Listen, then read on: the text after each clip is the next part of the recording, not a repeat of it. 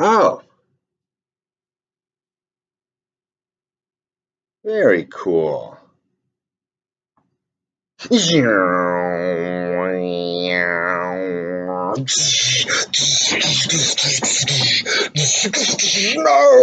Yes, no! You'll never be my father!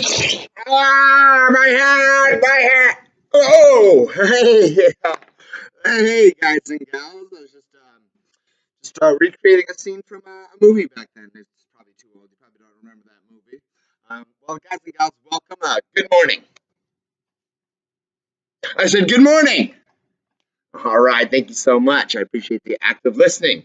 All righty, guys and gals. Well, welcome to the Discussion and Debate Center. I'm your host, Mr. Cuppy. Now, guys and gals, at the Discussion and Debate Center today, you're going to be reading from the journals of Lewis and Clark. Now, there's going to be a few times that I read out loud, and there's going to be a few times that I have you read with independently and with a group. The whole point of this is to discuss what the meaning of their journals were on that day. So on that day, they could have seen something, they could have done something, could have met something, they could have ran into a problem. Your job is, as a group, take a look at the text and then discuss as a group and then summarize those major points in their journals in 2, 3, or 4 bullet points in this flow chart, which is in your packet. So you need to go ahead and grab your packet if you haven't grabbed it already. And the first one I have done for you. So you're going to actually write the date up at the top of the journal entry and then write 2 to 3 bullet points with high quality 5th grade work of what Lewis and Clark were journaling about that day. So let's go ahead and get started. So let's take the text out.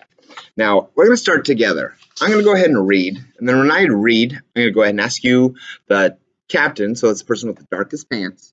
Darkest pants, I want you to pause the video when I say pause the video right here. And I'll smile, and then I'll wait for a little bit. Okay, so thank you guys and gals for listening up closely. Alrighty, here we go. May 13th, 1804. I dispatched an express this morning to Captain Lewis at St. Louis. All our provisions, goods, and equipage material on board of a boat of 22 oars, a large pirogue, a dugout boat like a canoe, of 71 oars, a second pirogue of 6 oars, complete with sails, etc. Men completed with powder cartridges and 100 balls each, all in health and readiness to set out. Boat and everything complete, with the necessary stores of provisions and such articles of merchandise as we though ourselves authorized to procure, though not as much as I think necessary for the multitude of Indians through which we must pass on our road across the continent. Go ahead and pause right here, discuss as a group, and then when you're ready, click play again. Welcome back, guys and gals. Thank you for discussing so greatly. I love that comment from you right there in the blue shirt. That was awesome. Okay, November 28th, 1804. A cold morning. Wind from the NW? River full of floating ice. Began to snow at 7 o'clock a.m. and continued all day. At 8 o'clock, the Puska Show, Black Hat, Grand Chief of the Mondons, came to see us. After showing these chiefs many things which were curiosities to them, and giving a few presents, they departed at 1 o'clock, much pleased. Go ahead and pause the video right here and discuss, summarize in those bullet points, and then hit play when you're ready. Welcome back, guys and gals. Thank you so much for being ready to go. I appreciate that awesome discussion and comments. That was a pretty short one, so let's keep moving on. December 17th, 1804. A very cold morning. The thermometer stood at 45 degrees below zero.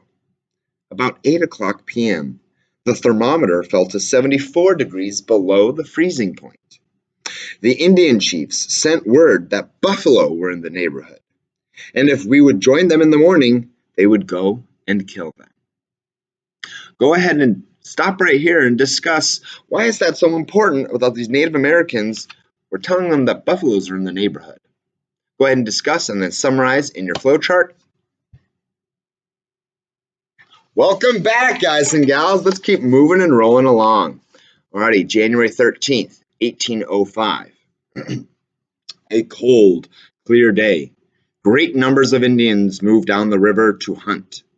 Those people kill a number of buffalo near the villages and save a great proportion of the meat, their corn and beans, etc. They keep for the summer as a reserve in case of an attack from the Sioux, of which they are always in dread, and seldom go far to hunt, except in large parties. Okay, guys and gals, so I want you to go ahead and pause that in just a second and discuss this. Now, this wasn't really telling about their events that happened that day, but it was more talking about what they observed with these Native American cultures, or at least this Native American culture. So I want you to discuss, what did they find out about these Native Americans? What can they learn from these Native Americans? Go ahead and discuss them when you're ready. Quick play.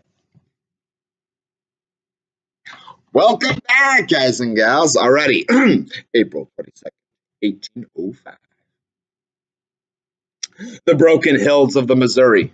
About this place exhibit large, irregular, and broken masses of rock and stone, some of which, though 200 feet above the level of the water, seem at the former period to have felt its influence, for they appear smooth, as if worn by the agitation of the water.